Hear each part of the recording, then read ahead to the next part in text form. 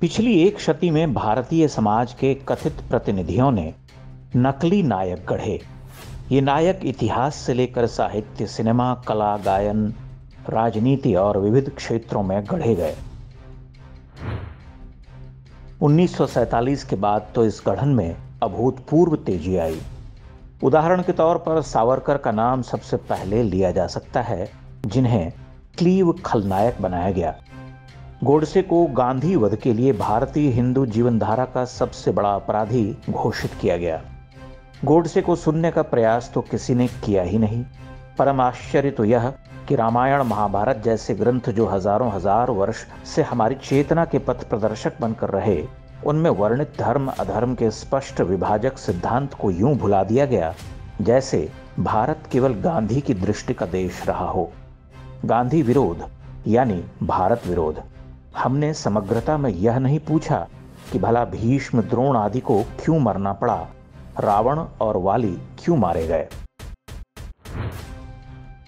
आप इस दुराग्रह पर गंभीरता से विचार करेंगे तो पाएंगे कि इसके मूल में हिंदू चिंतन धारा, दृष्टि, इतिहास बोध का उन्मूलन है। उसे अपनी इंट्यूटिव धर्म दृष्टि से विलगाना है। इसीलिए इतिहास लेखन एक उपहास बनकर रह गया। विश्व सभ्यता के सबसे बर्बर कालखंड को प्रगतिशील, कलात्मक और गंगा जमनी कहकर पुस्तकबद्ध किया गया। पीढ़ी दर पीढ़ी किसी अंधा युग में जीती रही, उसके सामने से हजारों हजार वर्ष की महान सभ्यता हटा ली गई, मानो वह पंडितवादी, पुरुषवादी, शोषणवादी, स्त्री विरोधी, रूढ़िवादी और अंधविश्वासी होने के अतिरिक्त कुछ रहा ही न हो। जो कुछ भी महत्तर या श्रेष्ठ रहा वह केवल अहिंदू था, यानी बौद्ध, जैन अथवा नास्तिकवादी। संस्कृत एक मृत भाषा हो गई। भारतीय इतिहास नायकों से विहीन हो गया। धर्म, दर्शन, गणित, विज्ञान, कला, साहित्य और स्थापत्य में उसके पास कुछ न था। ताजमहल भारत के सांस्कृतिक पर्यटन का प्रतिनिधि स्मारक बनकर रह गया। उसी तरह कला और साहित्य के जगत में ऐसे नकली नायकों का निर्माण हुआ जिन्होंने शास्त्र और इतिहास को दूषित किया।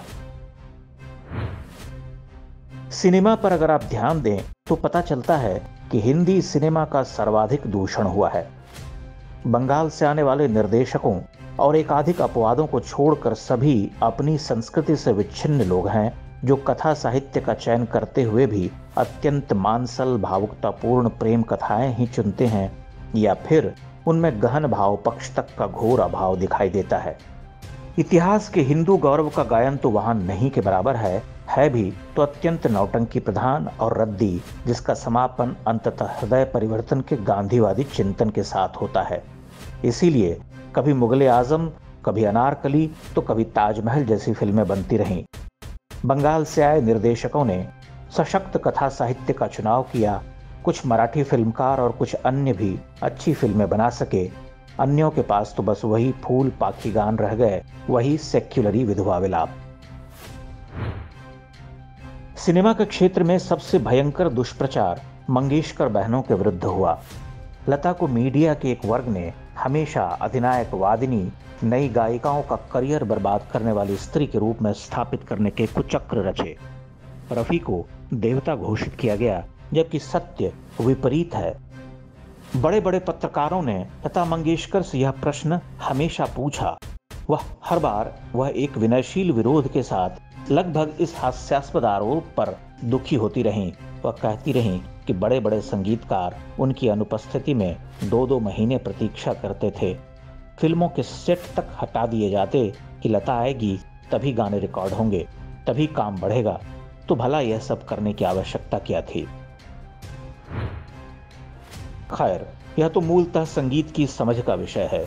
जिन गायिकाओं से लता की तुलना की जाती रही, क्या वे उनसे तुलना करने के योग्य थीं? यहां भी वही कोण है। लता एक दृढ़ हिंदू महिला रहीं। 60 के दशक में ही सावरकर के साथ खड़ी हो गई थीं। उन्होंने गायन और गायकों को उनके हिस्से का सम्मान दिलवाया। एलपी रिकॉर्ड पर नाम दर्ज कराने से लेकर फिल्मफेयर पुरस्कार और रॉयल्टी तक के लिए वह मानिनी, लड़ी और जीती। लता की कोई काट ये खोज नहीं पाए। जब उनकी सुर गाथा को मलिन न कर सके तो उनके व्यक्तित्व पर प्रहार किए, लेकिन अंततः जीत सत्य की हुई। आज भी YouTube पर एक बड़ा समूह उन्हें खराब महिला बताने में लगा रहता है, जबकि प्लेबैक सिंगिंग के क्षेत्र की सुर सम्राज्ञी वही थीं जिन्होंने अथक परिश्रम, संघर्ष और महान पिता से प्राप्त स्वर प्रभा से अनश्वर गायन किया। लगभग 80 वर्षों के इस कालखंड में वैसी दूसरी आवाज नहीं सुनी गई। इस पहलू पर विचार करने से पता चलता है कि रफी की महानता को एक प्रभुत्वशाली वर्ग द्वारा गढ़ा गया, जिसमें संशयवादी आत्महीन हिंदुओं ने सहयोग किया, वरना मन्ना दा से लेकर किशोर कुमार तक को लंबे समय तक उतनी उपेक्षा न सहनी पड़ती।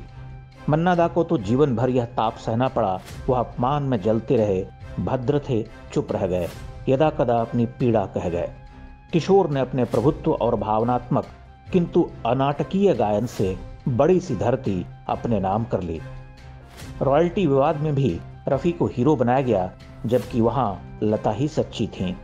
रफी का चरित्र निर्माण सायास है ताकि यह सिद्ध किया जा सके कि समुदाय विशेष के लोग अच्छे होते हैं, दोषी हमेशा हिंदू होता है।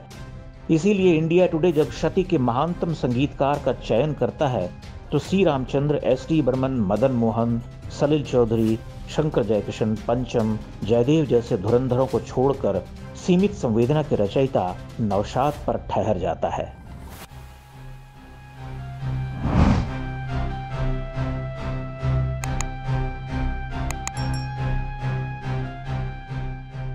इंडेक्स ऑनलाइन के वीडियो समाज को समर्पित हैं। आप इनको डाउनलोड करके जैसे चाहे वैसे प्रयोग कर सकते हैं। चाहे तो आप हमारे टेलीग्राम चैनल से जुड़ सकते हैं। वहां सारे नए पुराने वीडियो आपको मिल जाएंगे। हमारे सोशल मीडिया लिंक हर वीडियो के डिस्क्रिप्शन में होते हैं। हमारा एकमात्र उद्देश्य हिंदू समाज को जागृत और एकजुट करना है। इसमें सहभागी बने। धन्यवाद।